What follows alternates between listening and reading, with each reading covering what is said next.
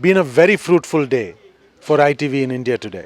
We met this sage who drinks only water, doesn't eat anything, has not been eating for 3 years, and still he has been conducting himself like a normal person. He has not stopped walking today. He has been having these discourses at every stop he takes. We have been following him for 6 hours now, and I don't see him tired. I saw him dozing off almost at one spot, but for few minutes, and that's it. He says, can a child who's 6 months old be told to sleep? I consider myself like that. I'm a child, and this earth and this river is my mother. I'm with my mother. I'm a very young child. I'm an infant. I sleep when the earth tells me. I sleep when I feel. And when I feel is when the rivers and the earth and the nature is telling me to sleep. The discipline and strictures that the world has put upon us is probably not the best thing for humanity. Dada Guruji, the man out to save rivers.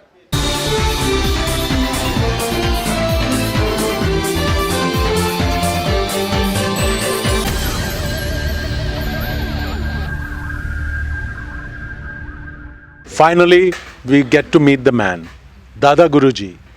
दादाजी, welcome to ITV.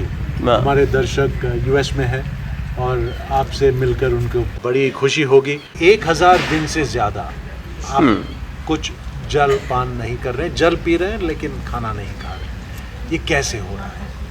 ये ठीक वैसे ही है जैसे जन्म देने वाली एक माँ है और 6 माह तक शिशु जो है माँ के जननी के आंचल से वो आहार लेता है.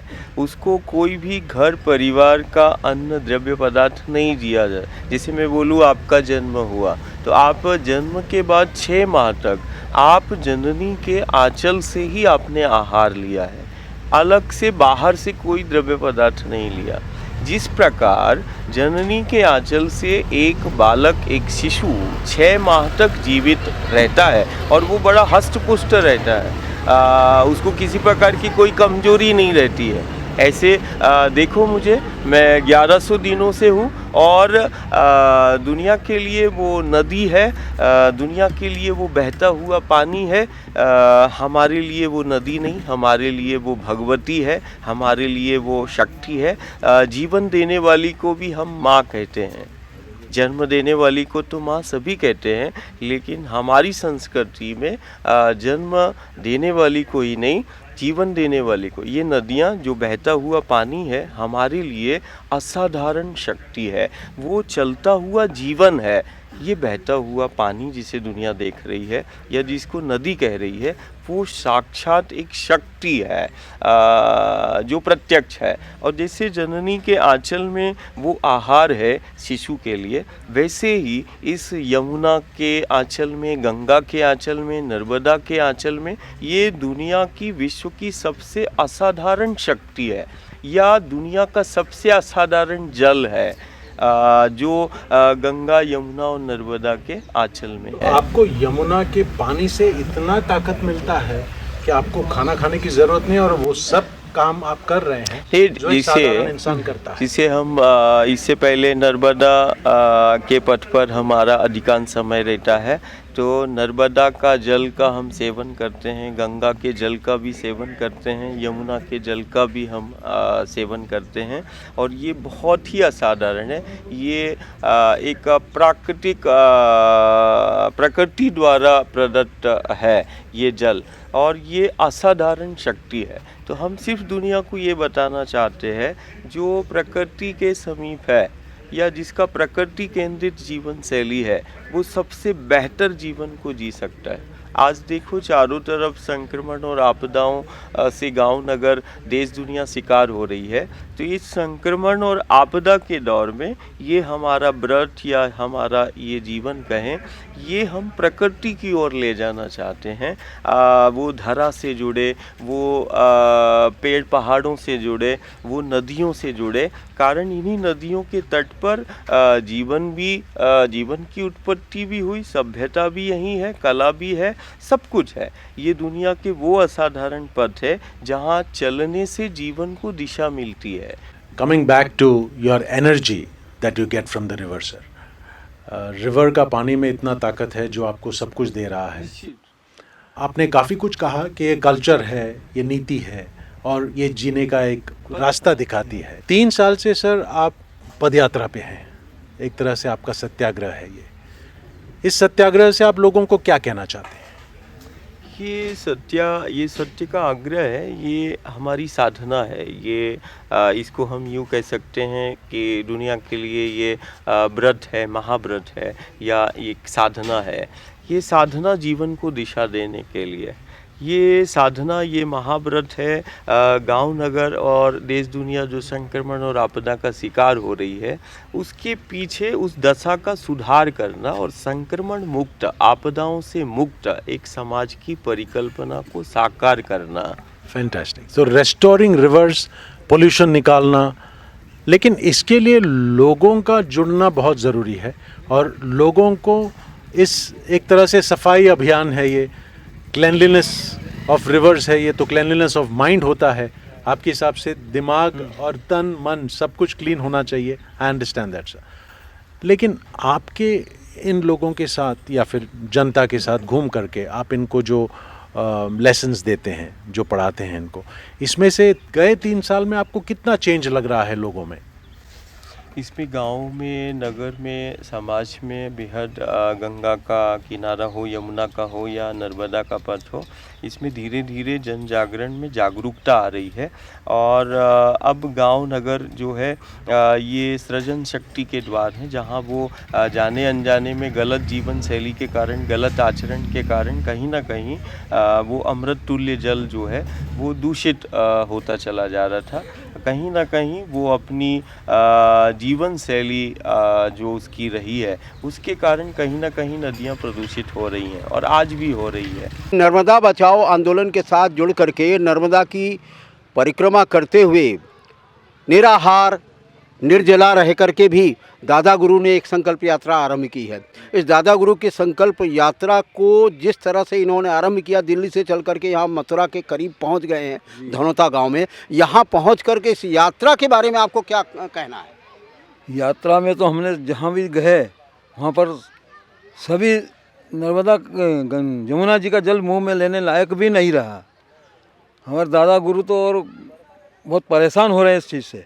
उन्होंने अभी तक जल का सेवन भी बहुत नहीं के बराबर किया है। उसका वो अपन प्रोक्षण भी नहीं कर सकते यमुना जी के जल का।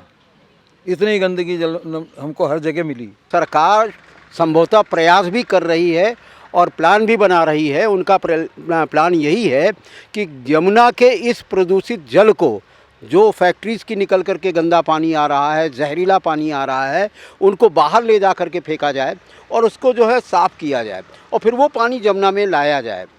ये यंत्र लगाने जाने का प्रयास चल रहा है।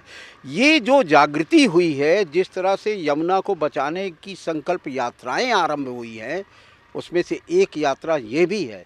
इस यात्रा के चलते हम ये निश्चित रूप से मान सकते हैं कि अगर जब जन जागृति होती है, जब गांव-गांव जन जागृति होगी, लोग अपने आप स्वयं अगर बचाने के लिए जुटेंगे, तो निश्चित रूप से सरकार उस तरफ कदम बढ़ाएगी। बिल्कुल बिल्कुल सही है। जब तक जनता जागृत नहीं होगी तब तक कुछ भी होना नहीं है। गांव वगैरह ये सब, सरकार की भी आवश्यकता नहीं पड़ेगी। अगर ये सब जाग गए तो, गांव अगर जाग गया तो सरकार की भी आवश्यकता नहीं, बगैर सरकार के भी ये सफलता प्राप्त कर सकते हैं। तो ये सत्याग्रह से ये लोगों को जागरूक करना चाह रहे हैं, जी। बताना चाह रहे हैं कि पानी में इतना ताकत है कि आप खाना भी नहीं खाएंगे, सिर्फ पानी पिएंगे तो भी जी सकते हैं। बिल्कुल जी सकते। और उस यमुना को आपने खराब कर दिया है जनता ने।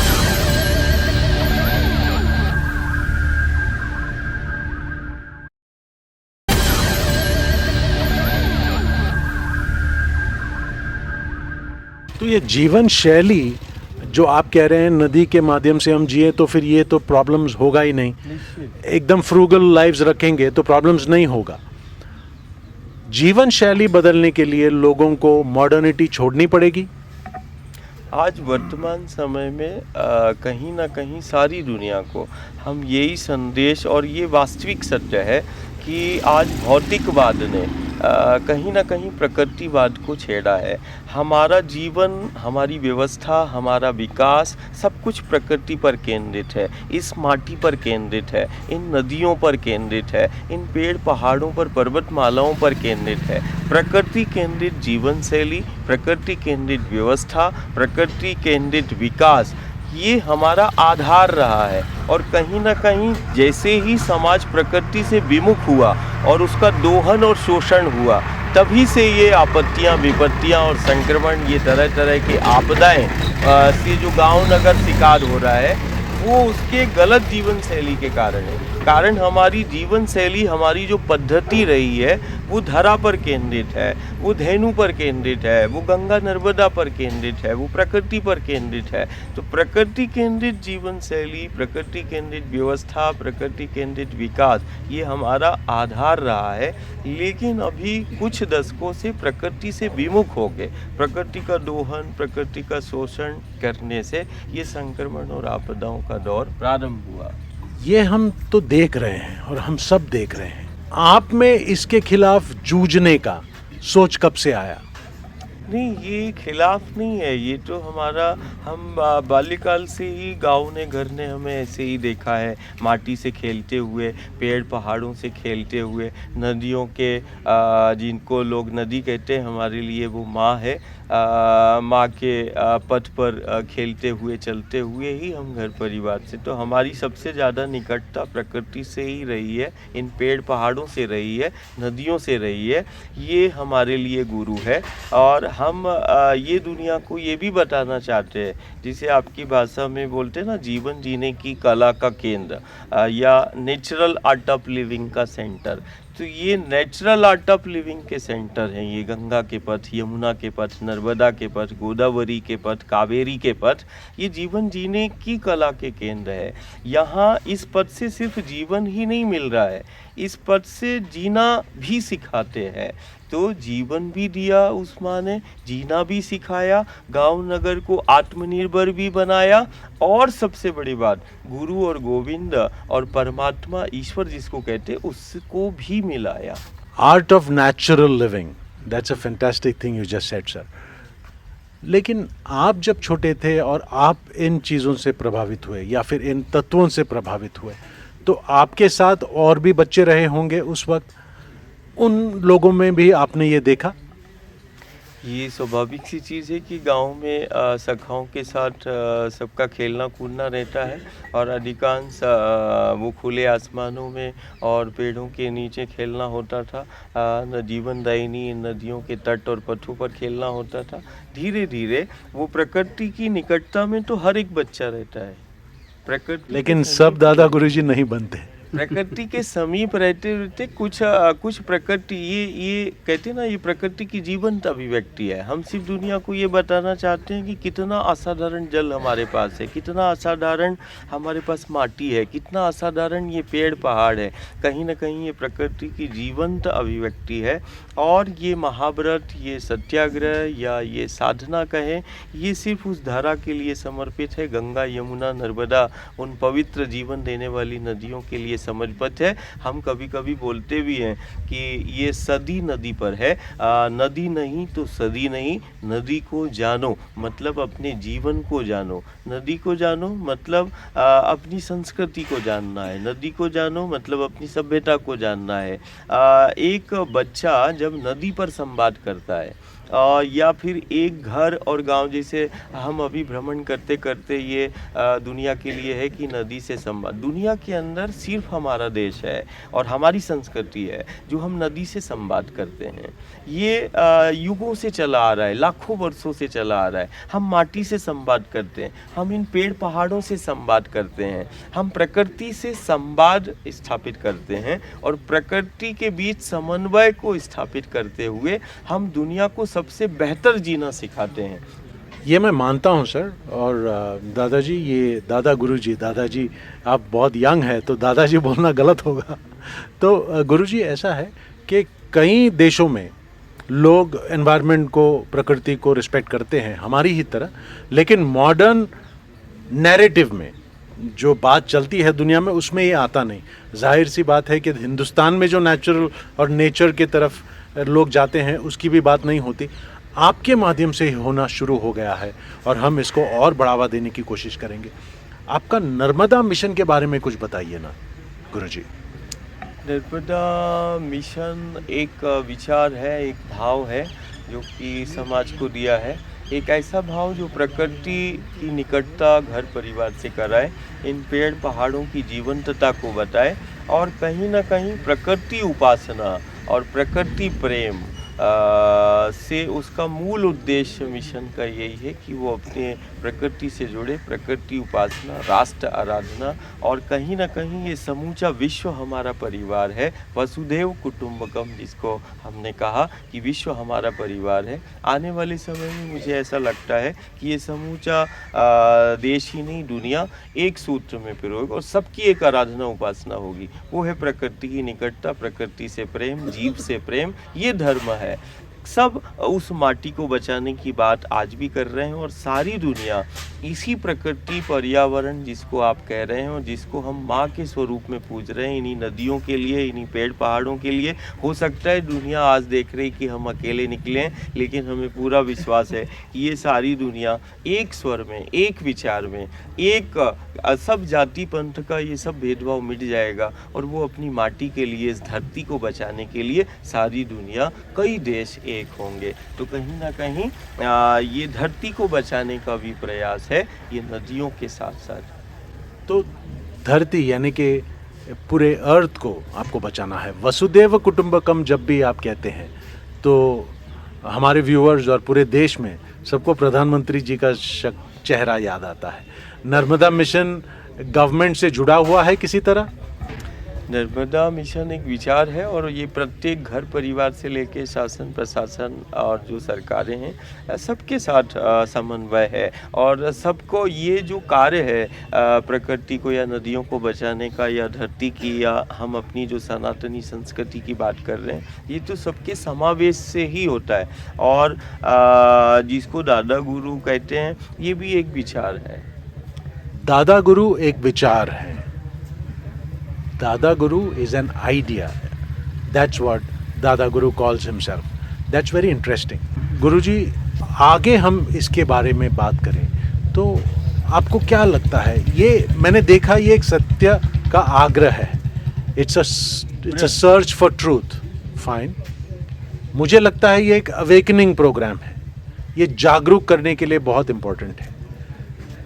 आपको लग रहा है, मैं फिर से ये सवाल कर रहा हूँ, लोग आपके अब उस गांव से, उस गली से जाने के बाद लोग जागरूक हो रहे हैं? निश्चित हो रहे हैं। आज हम देख रहे हैं कि जैसे जैसे हम गांव नगर में उस गंगा के, यमुना के, नर्मदा के पथ पर चले हैं, लोग सिर्फ जागरूक ही नहीं हो रहे हैं, लोग जो जाति पंथ संप्रदायों में बटे हुए हैं वो एक हो रहे हैं। ये सबसे बड़ी बात है कि जब बात यमुना जी के हो रही है तो ये पहला अवसर है जब यमुना के पथ पर कोई चला है और मैं ये देख रहा हूँ कि जो जातिगत संघर्ष गांव नगर में हम देख रहे थे, जाति पंथ संप्रदायों में जो बटा हुआ समाज देख रहे थे, ये गंगा का, यमुना का, नर्मदा का संरक्षण, संवर्धन, शुद्धिकरण, ये समाज को एक कर रहा है। तो वो गांव जागरूक तो हो रहा है, वो जागरूकता के साथ साथ एक सबसे बड़ी बात ये देखने के लिए मिल रही है कि वो एक हो रहा है। Unity. So you feel sir Guruji के रिवर्स डिस्ट्रॉय होने की वजह से हमारे देश में और भी कई फॉलआउट्स हुए हैं, तकलीफ़ें हुई हैं, जिसके बारे में हम अभी सोच नहीं रहे हैं या समझ नहीं रहे हैं, लेकिन आपने देखा कि नदी लोगों को यूनाइट कर रहा है। That's a great message sir. इसके बारे में और हमको कुछ बताइए। कोई इंस्टेंस है जहाँ पर आपको लगा कि किसी नदी तट पर लोग एक हुए? अभी आज ही का हम देख लें, देखो पूरा गांव बैठा हुआ है और कहीं ना कहीं नदियों को जिले, प्रांत या देश की सीमाओं में ना बांटा जाए। कारण ये एक ज़िले को दूसरे ज़िले से जोड़ती है, एक प्रांत से दूसरे प्रांत को जोड़ती है और ऐसी बहुत सारी नदियां हैं जो एक देश से दूसरे देश को जोड़ती है। कहीं ना कहीं ये नदियां जो है और ये धारा, जिसको हम पृथ्वी कह रहे हैं, जिसको हम माटी कह रहे हैं, ये इससे पूरा विश्व जुड़ा हुआ है। माटी, हम कभी कभी बोलते हैं कि नहीं, आने वाले दौर में ये सबसे बड़ा धर्म होगा कि कैसे हम धरती को बचाएं। ये धरा का संरक्षण संवर्धन ही आज का सबसे बड़ा धर्म सारे विश्व परिवार का होगा, जो जाति पंथ संप्रदाय में बटा है। तो ये जो सदी चल रही है, ये सबसे बड़ा, यदि कोई हमसे पूछेगा आज का धर्म क्या है, तो वो है धरती का संरक्षण। जब संकल्प लेकर के दादा गुरु चले हैं, जो हमारी अगर परंपरा में देख लो, अनंत लोगों के बीच में लोगों ने उनकी बातों पर ध्यान न दे करके अपने कदम आगे बढ़ा दिए और विकृति फैलाते चले गए, तो उनको रोकने का कहीं ना कहीं एक मार्ग जो है प्रशस्त करना होगा। वो मार्ग क्या है? संहारक मार्ग ही होगा, तो वो करना पड़ेगा। इतने कथाकार हुए हैं जिनमें कम से कम 1-2 4-4 लाख लोग एकत्रित होते हैं। ये भी इस अभियान में अगर सम्मिलित हो जाएं तो मेरे ख्याल से कि क्रांति हो जाए। यही अपनी चीज़ को समझ नहीं पा रहे हैं। दादा गुरु तो कर ही रहे हैं, लेकिन जो कथाकार भी अगर माइक और मंच लेकर सब जनता जनार्दन को जिस बार अगर समझा दें कि भैया हम क्यों आगे बढ़ने के लिए, आगे हमको बचने के लिए ये चीज़ कदम बढ़ाना है, तो निश्चित में मान के चलो कि क्रांति आ जाएगी।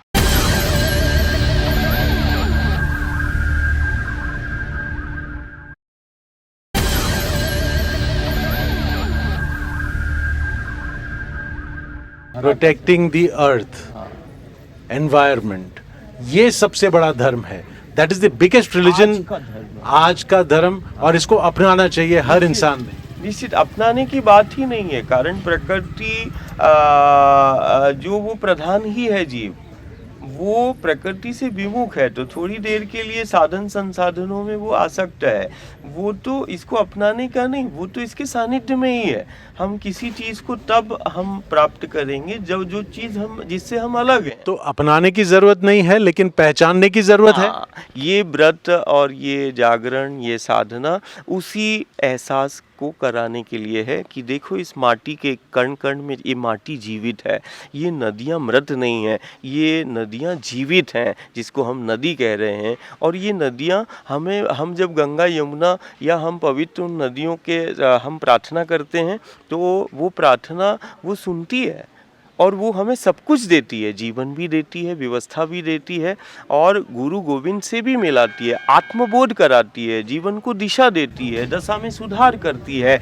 बहुत सारा सब नदियों पर है और ये माटी पर है। मुझे एक बात बताइए सर, 3 साल से तो आप वॉक कर ही रहे हैं, मुझे पता है आपके देखो मैं कैसा लग रहा हूँ, अच्छा लग रहा हूँ। एकदम बढ़िया लग रहे हैं आप। सिर्फ पैर में छाले होने की वजह से आप चल नहीं पा रहे थे शायद। फाइन।